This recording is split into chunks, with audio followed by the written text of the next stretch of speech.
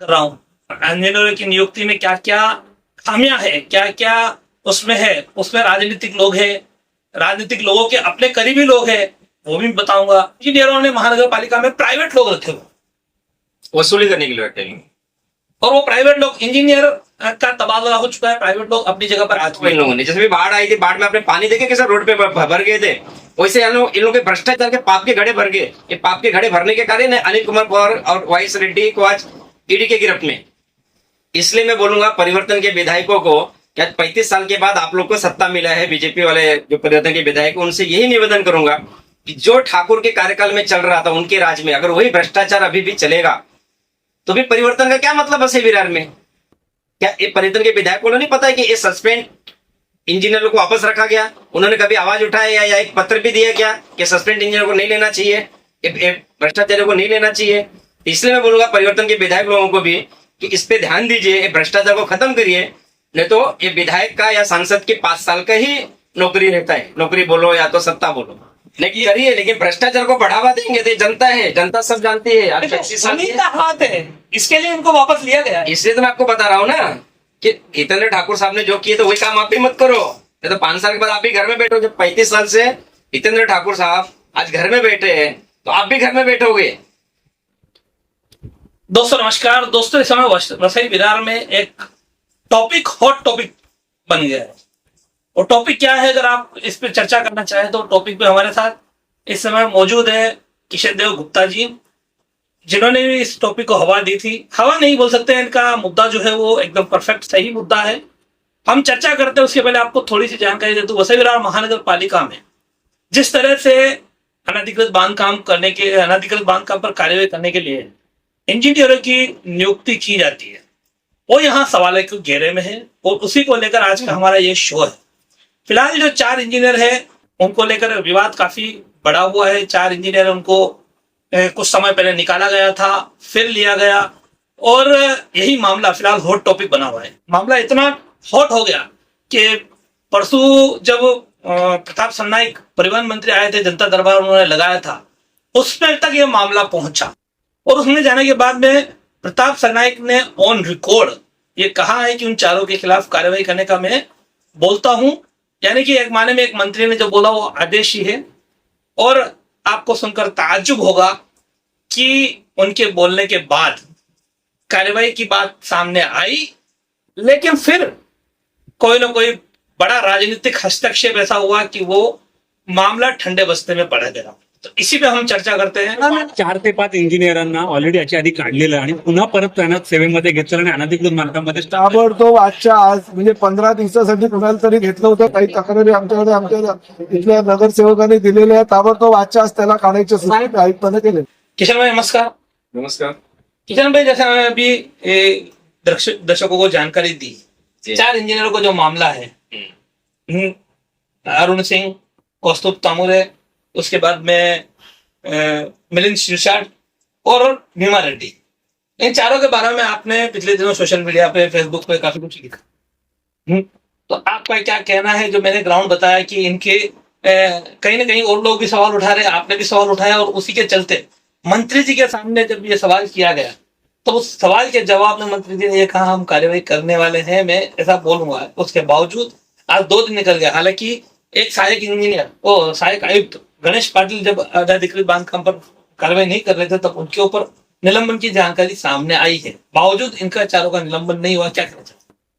मैं कहना चाहूंगा पूरे वसई विरार के जो करदाता है, जनता है, उनको मैं बताना चाहूंगा कि बहुत बड़ा सिंडिकेट है। ये जो भ्रष्टाचार का सिंडिकेट है ना, बहुत बड़ा है। और आपको मालूम है कि पिछले महीने में इसी सिंडिकेट के कारण वसई विरार शहर महानगर पालिका के आयुक्त, तत्कालीन आयुक्त अनिल कुमार पवार, नगर रचना विभाग के वाईएस रेड्डी उप संचालक और अदर लोग को भी ईडी ने अपने कस्टडी में लिया था, जिसमें कि अभी इन लोग को मजिस्ट्रेट कस्टडी हुआ है, पवार को और अदर को, और उसमें वापस शायद इनको पीसी लिया है रेड्डी को।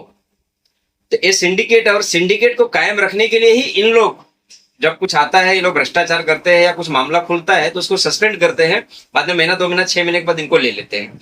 ऐसे ये 4 तो मुद्दे हैं आपने बना इंजीनियर का। एक नवघर मानिकपुर का भी एच का मामला है, जहां पे गार्डन बन रहा था दीनदयाल नगर में साईबा मंदिर के बाजू में।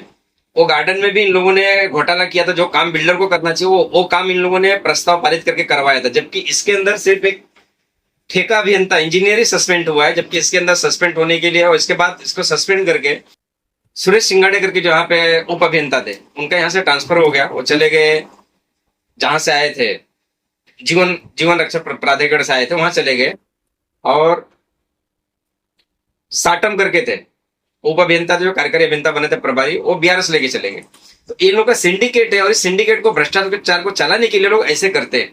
अब रहेगी बात, मंत्री जी ने ऑर्डर दिया, अभी भी 2 दिन लग रहा है, लेकिन इसलिए मैं बताना चाहूंगा जो अभी हमारे नए आईएएस अधिकारी आयुक्त मनोज सूर्यवंशी जी है, उनको बताना चाहूंगा कि सूर्यवंशी जी, ये बहुत बड़ा रैकेट इन लोगों का, और इस रैकेट से इन लोग चलाते जो भ्रष्टाचार और इनके जो सब सिस्टम है, वो सिंडिकेट है, सब नीचे से ऊपर तक सब उसी में है। अभी इनको लाने के लिए मैंने सुना कुछ आमदार लोग उसमें सेटिंग किया, अरुण सिंह को और कौतुक सामरे को लाने के लिए। अब तो ऐसे में मालूम पड़ रहा है कोई राजनीतिक बड़ी हस्तियां इसके अंदर हस्तक्षेप करेगी, इन लोगों को नहीं सस्पेंड करना चाहिए। लेकिन मैं आपको बताता हूँ, ये चारों ने 5 को सस्पेंड वापस अपन करवाएंगे और करवा के ही दम लेंगे। नहीं, लेकिन सस्पेंशन अलग बात है, यहाँ तो ये ठेके पर है, तो इनको सेवा से ही निकाला गया था, वापस सेवा से ही कायम का निकालने के लिए पिछली बार दोनों को पत्र दिया हुआ था, आपने पत्र पढ़ेंगे तो इसमें दिखा दीजिए, कायम का वो था, इनको निलंबित था, सस्पेंड था, लेकिन फिर भी इन्होंने लिया। क्या कारण है, क्या मजबूरी है इनकी? नहीं, ये तो कांड था। कांड कौन करके गए? ये वही अनिल कुमार पवार। अनिल 6 जनवरी या 7 जनवरी को इनको निकाला गया था, जिनके आप 2 की बात कर रहे हैं, अरुण सिंह और कौस्तुभ तांगुरे। इनको 6 जनवरी या 7 जनवरी 2025 को निकाला गया था। निकाला गया, उस पत्र में काफी स्ट्रिक्ट तौर पर बहुत कुछ लिखा हुआ था कि इन्होंने काफी कुछ गलत किया, ऐसा आरोप थे। तो महानगर पालिका ने वो पेपर पे लिया। उसके बाद महानगर पालिका ने ही 6 महीने के अंतराल में 7 जुलाई को वापस इनको लिए जाने का पत्र है, वो अर्चना सर्विसेज जो प्राइवेट कॉन्ट्रैक्टर है उसको भेजा। जब अगर 2 इंजीनियर को निकाला गया, ऐसे 4 है जिसमें 2 के बाद उनका जो वीडियो वायरल हुआ था पब का, और वो उसके लिए उनको निकाला गया था। तो 4 इंजीनियर को वापस लिया। उनको पहले लिया जून में, कुछ 24-25 तारीख को लिया मिलिंद शिरसाट और ये जो भीमा रेड्डी उसको, और 2 को 7 जुलाई को लिया गया। तो 7 जुलाई को आयुक्त थे अनिल कुमार को, और अनिल पवार ने लिया। हालांकि ये चर्चा में क्यों आया, क्योंकि अभी जो 50 का लिस्ट निकला तो लोगों को मालूम पड़ गया कि इनको वापस लिया गया।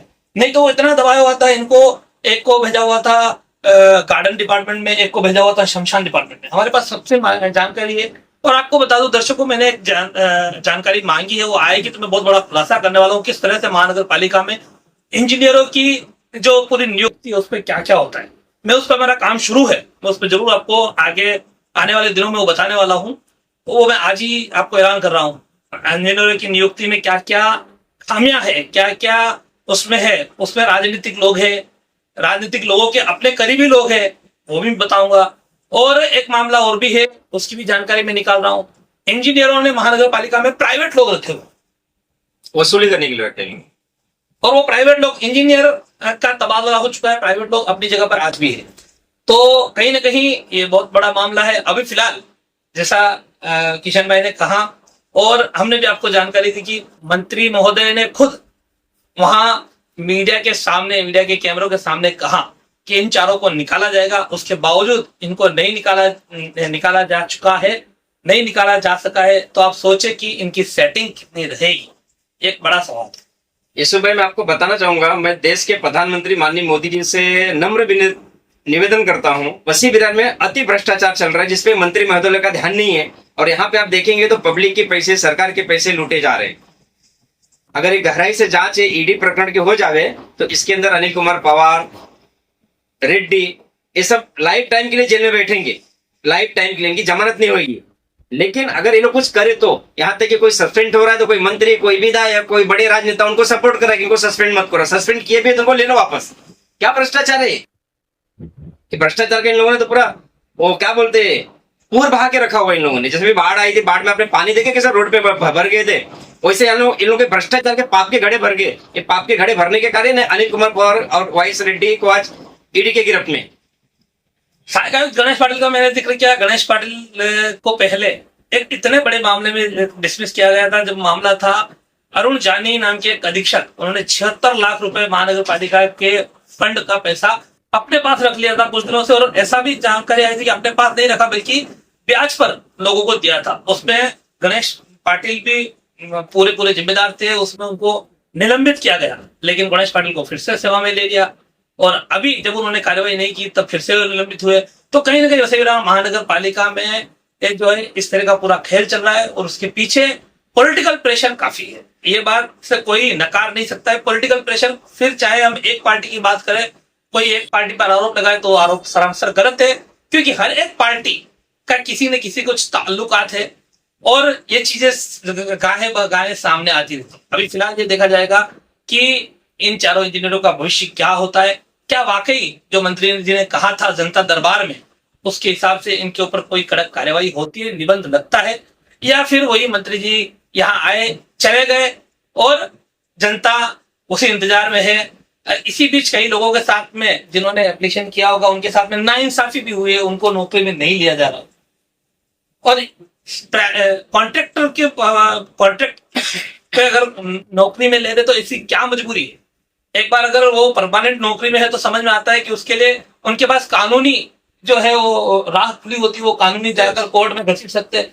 कॉन्ट्रैक्ट पे तो यही एक उनका क्लोज होता है कि जब तक हम आपको हमारी चाहत है हम रखेंगे, नहीं चाहते नहीं रखेंगे। कॉन्ट्रैक्टर इंजीनियर लोग को इनको इतना गोदी में बैठाने का कारण एक ही है, भ्रष्ट अधिकारियों को वापस लेने का कारण एक ही है कि जितने वसूली के काम होते हैं ये सब कॉन्ट्रैक्ट के इंजीनियर लोग करते हैं और उन्होंने अपने नीचे भी लोगों को रखा है, प्राइवेट लोगों को वसूली करने, ये लोग वसूली करते हैं और ऊपर तक पहुंचाते हैं। इसलिए अनिल कुमार पवार जैसे भ्रष्ट आदमी जाने से पहले ये सस्पेंड इंजीनियर को वापस यहाँ पे लिया।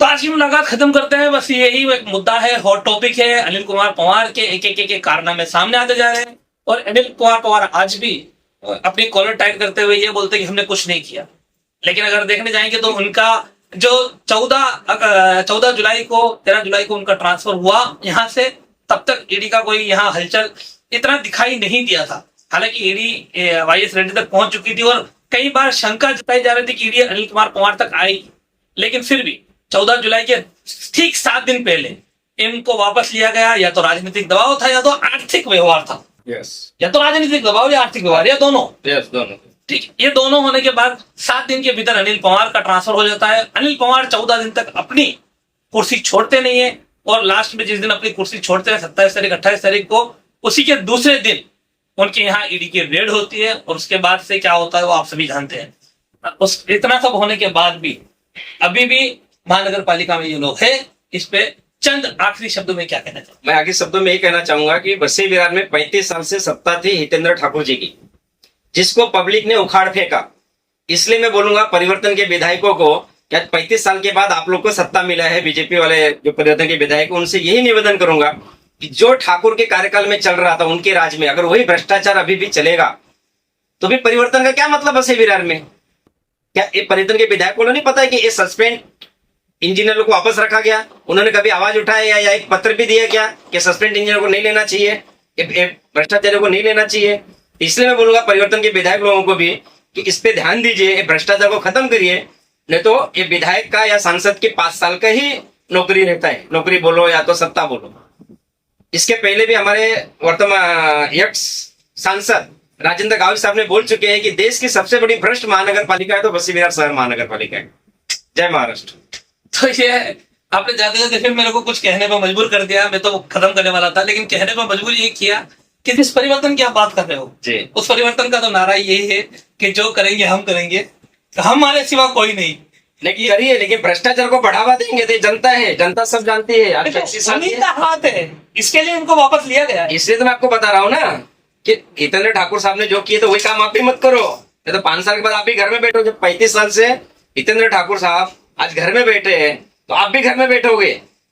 ये तो गॉड गिफ्ट था या तो मोदी जी की देन थी कि परिवर्तन हुआ, नहीं तो अभी क्या अभी बोलूं, जान दो।